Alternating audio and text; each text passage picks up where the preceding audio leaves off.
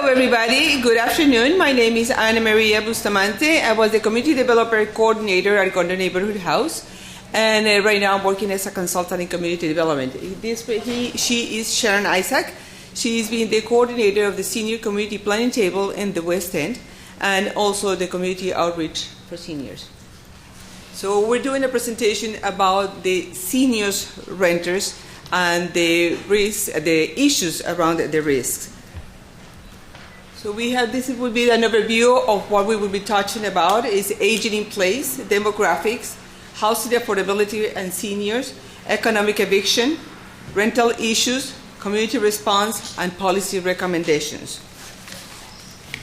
As age in place is being defined by the World Health Organization and Health Canada, it's better for the people to have a place where they can call home, where they can have a sense of belonging, where they can have social support networks, where they have social resources, amenities, medical, and a good transportation, and that sense of safety. This screen shows a project that we did, a one-year project that was the Finding Home. We worked with 3 different communities, the LGTB, with the long-term residents and newcomers, to find out what was the main issues and priorities for them. I know it's hard to read, but within those priorities, number 1 was age in place and renting issues, affordability, was the issue of rent control, rent evictions, tenant association, pet-friendly community, and coping with loneliness.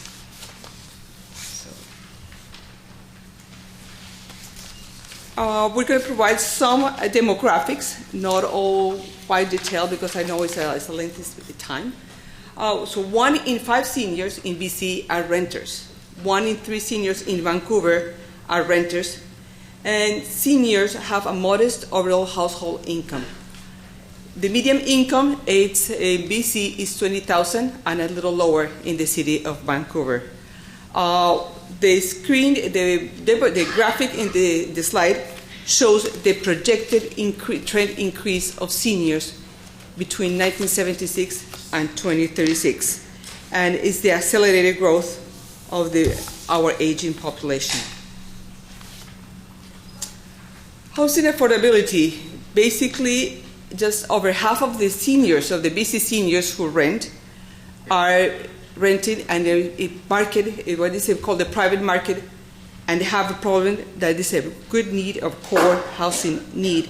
They're paying over 30% of their income towards housing. In the city of Vancouver, the situation is even worse. They are paying over 50% of their income, and they are on housing issues, and they're becoming to the risk of becoming homeless. 53% of the seniors that I said, like I said, it means spend more than 30% of their income. How the average cost of a 1-bedroom apartment in the city of Vancouver was $1,067, which is affordable for a family who makes an income of $42,000 or more. Right now, for the first time ever, the shelters have been seeing more seniors coming to the doors, and it's 15% of the shelter of the homeless in the streets are 55 and older.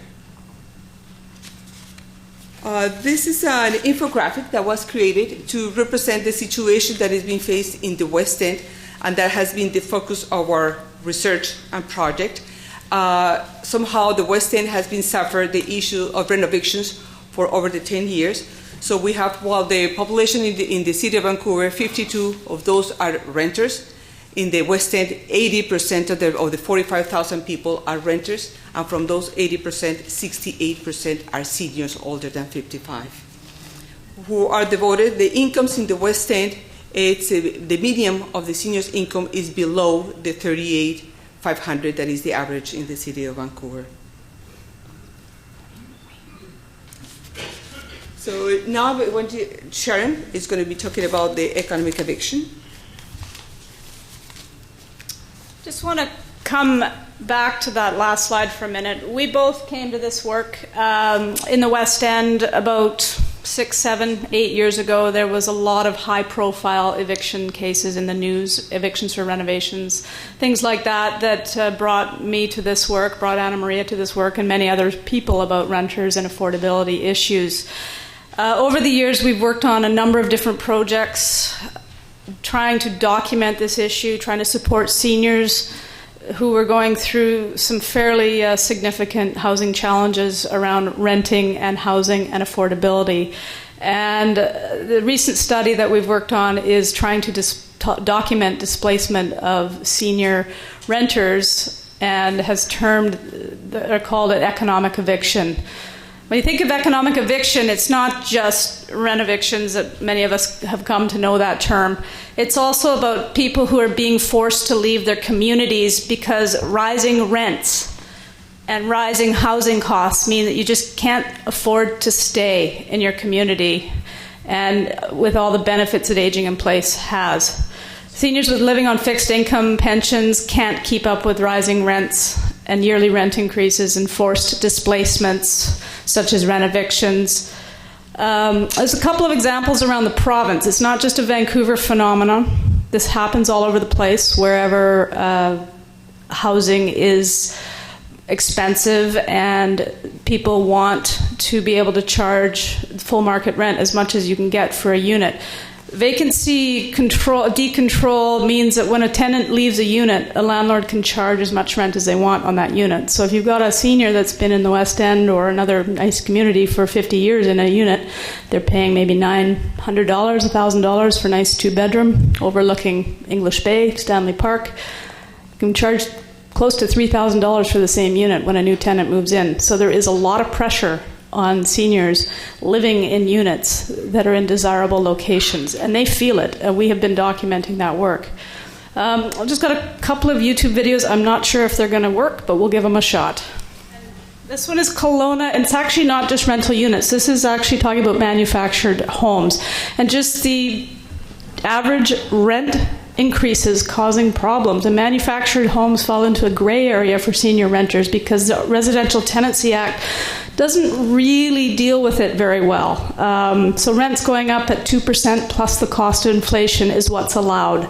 And for some people, it's getting to be rent creep over the last number of years. If you add up all of the times that your landlord could raise your rent at 2% plus inflation over the last 11 years, it is 39.6% rent increase. Healthy gardens and manicured lawns. It's a beautiful place to live. But those residing in Sunrise Village fear they won't be able to afford their homes much longer, as the annual rent continues to increase 2% above inflation, which means it compounds over time. This seemingly minor increase ends up creating major rent hikes for the tenants. Some years ago, it was like $5, $6 a month. We're talking 10 years ago. And this has increased through the compounding up to $17, $18 a month. And our concern is what's ahead in the future. What's going to happen? And those living in manufactured home parks are usually seniors on fixed or low incomes.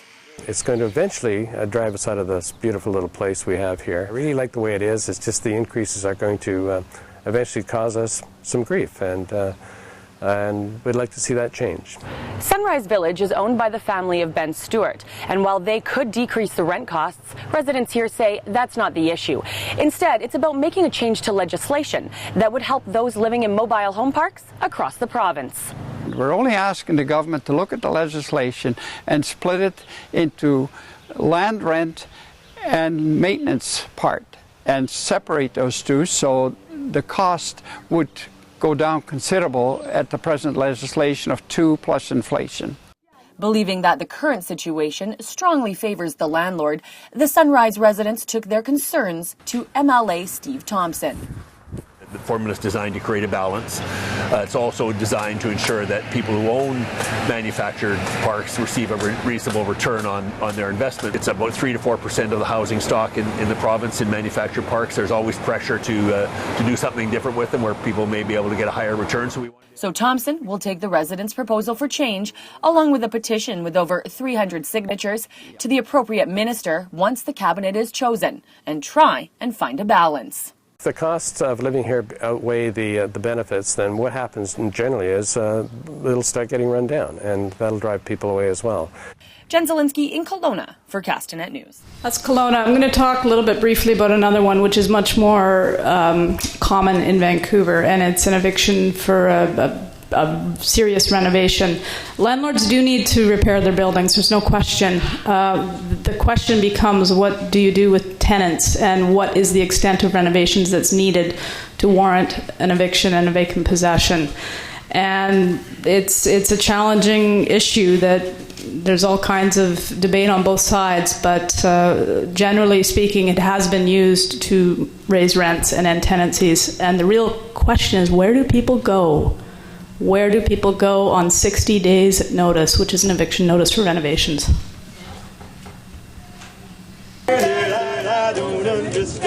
The work permits are up, the renovation's already underway, but tenants of this Mount Pleasant apartment complex say they don't want to leave. I know I have to move, but I don't want to. My health has not been good. I just get really, really upset.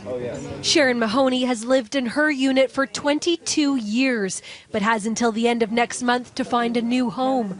For 3 decades, the Richard Watson Court offered social housing for people with disabilities, but now it's a work site. A private developer bought the building in November and issued eviction notices to the 39 tenants. All but 4 have moved out. Mahoney doesn't know where to go. Find a place or put my stuff in storage and go to a shelter. Repairs are slated to cost millions, the result, the developer says, of years of neglect. But tenants and their supporters believe the evictions are unnecessary. It's about raising rents. That's pure and simple. You don't need to tear everything out of the entire building all at once.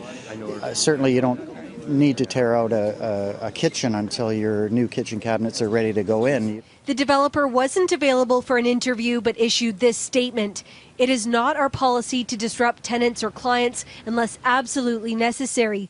The issue here is common sense. The building needs the repair work and is not safe to live in during the process. It seems that a movement for gentrification and to come in and developers to realize, hey, this is a hip and happening area, people like it, people want to live here.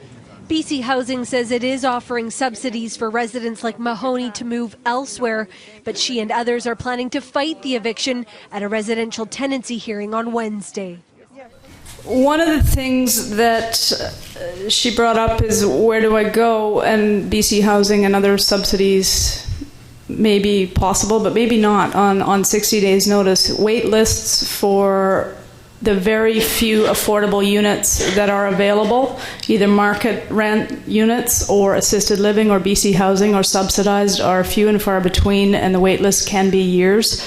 If somebody is in dire need and risk of being homelessness, they do get up the list faster, but that's not always the case. It's extremely stressful to displace renters, and especially senior renters, this way. It causes grave health concerns. The next few slides are going to talk a little bit about the West End story. This is pictures from a building where a number of seniors lived next to Stanley Park at Emerald Terrace. A landlord purchased the building, decided that they had pets and needed to move out. There was all kinds of things that went on for a couple of years, and the toll on their health was incredible. It just is a sad story, and it did make the news quite a lot. The summary slide just talks a little bit about what I've talked about. Low vacancy rates, perfect storm of vacancy rates around 1% in certain areas for market rental. Very, very high housing costs in certain pockets of Vancouver and other communities. Land speculation, development pressures, building sales. Buildings needing repair. Some cases, buildings are torn down and renters need to be displaced. Vancouver has a one-for-one replacement bylaw. Other cities may or may not. It means that a unit, say a 30-unit rental building, is torn down.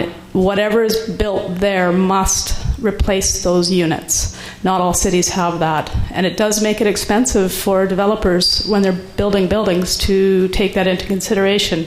But it's one step in a way to try and slow down some of the condo conversion of our affordable rental stock.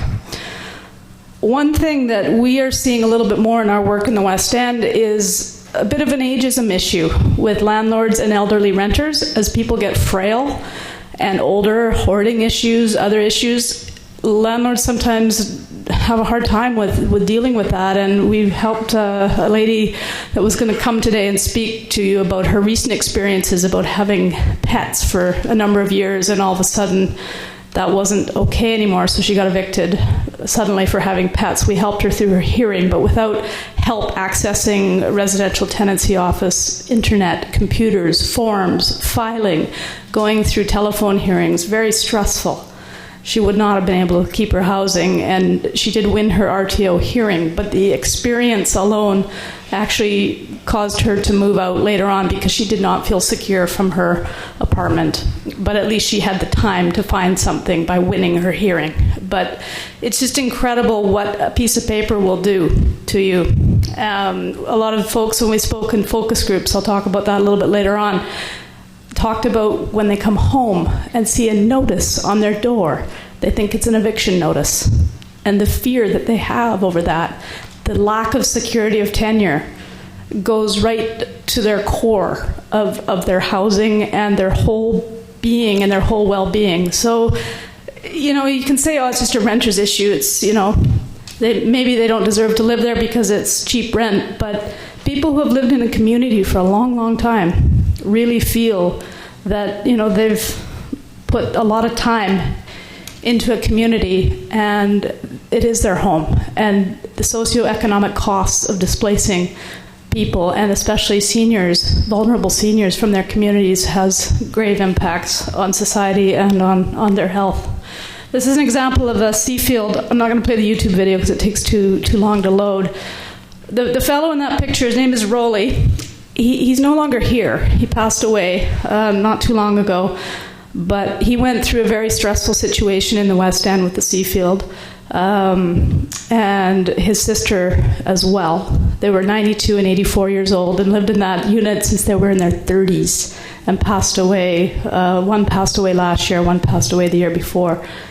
And they talked a lot about the stress of what they went through. The building owners, after 2 years of trying to get the tenants out, going to the Supreme Court, asking for 73% rent increases, getting 43% rent increases at the RTO, having those orders overturned in the Supreme Court, the landlord did sell the building, and the tenants are still there, some of them, and they are feeling much, much better now, but it was a long haul.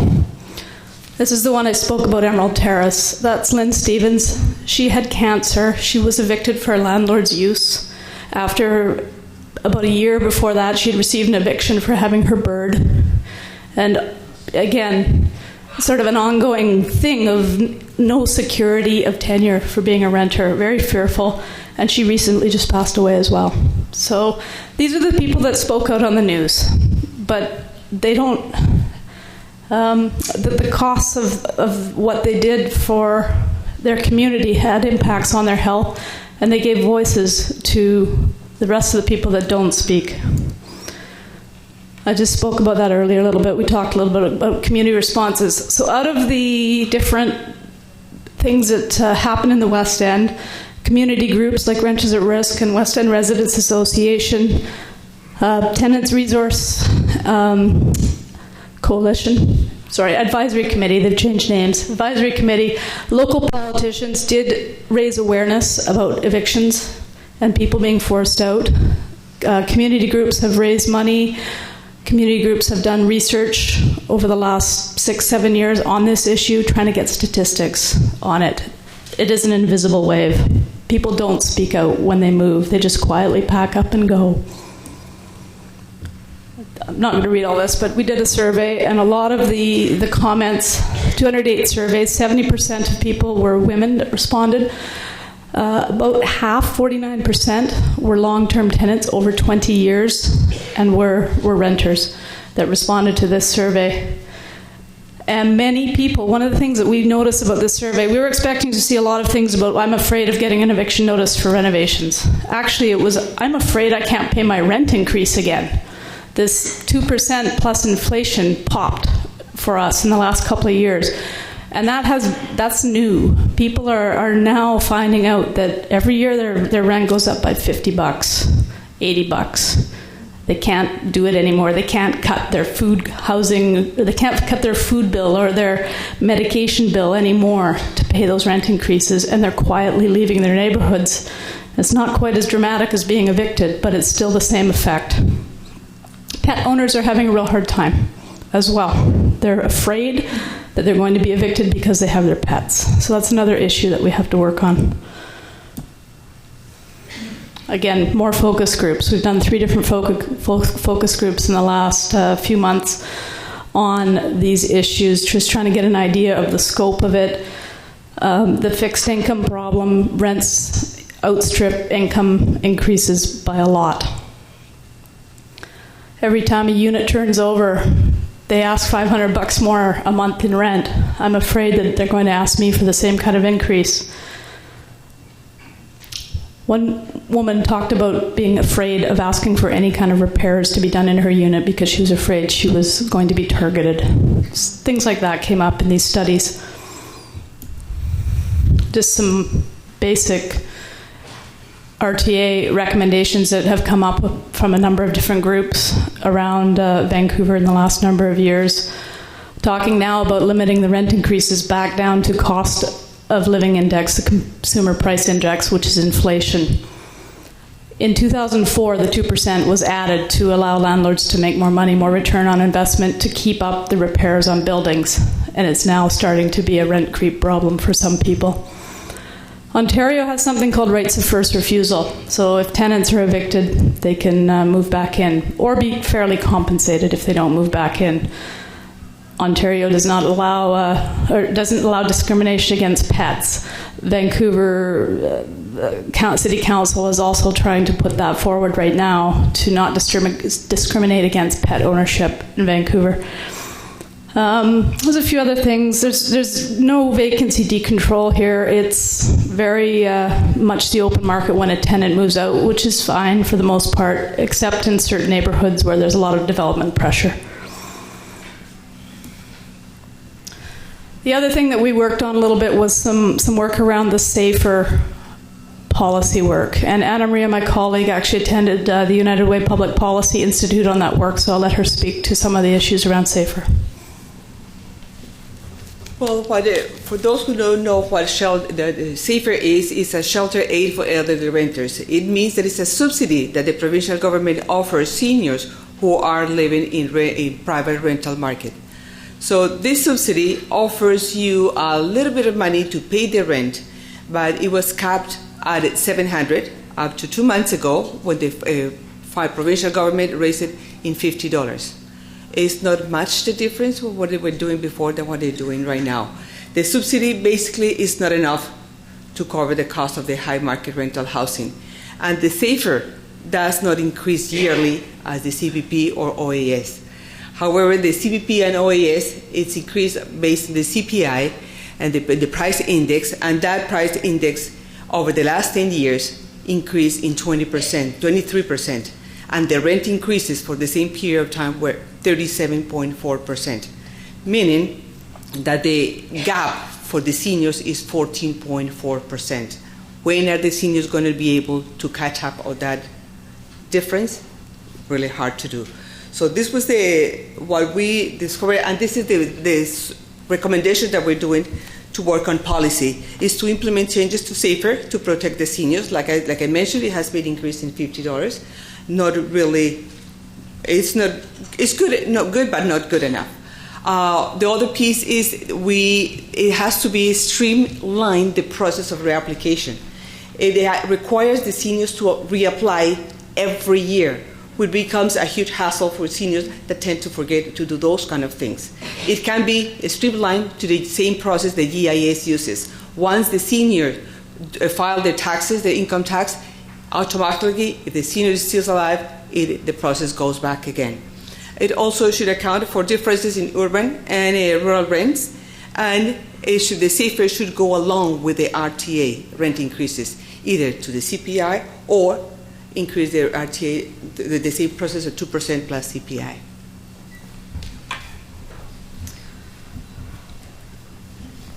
Just going to leave you with some final considerations. There's no right or wrong in the seniors, renters, issues, and evictions. There's a lot of interesting things online about people fighting their evictions.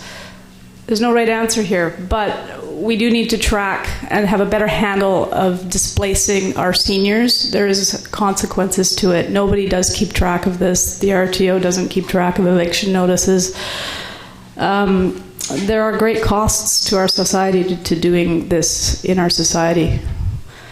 It's difficult for the public and politicians really to grasp our socioeconomic costs of what we do to our communities when we take people away from community. The impacts of evictions and displacement and lack of affordable housing have profound consequences on the psychological well-being and the physical well-being of our seniors. And we need our community members and our stakeholders to work together with politicians to come up with better solutions, better alternatives, and a better way to take care of our aging population, because the market rental approach is not working for our seniors in Vancouver and in BC in general, in high cost areas. Just want to dedicate our work to the Lynns, the Marys, and the Rowleys for speaking up. And they speak for the people who have had to leave their homes and their communities that they love. Thank you. Thank you.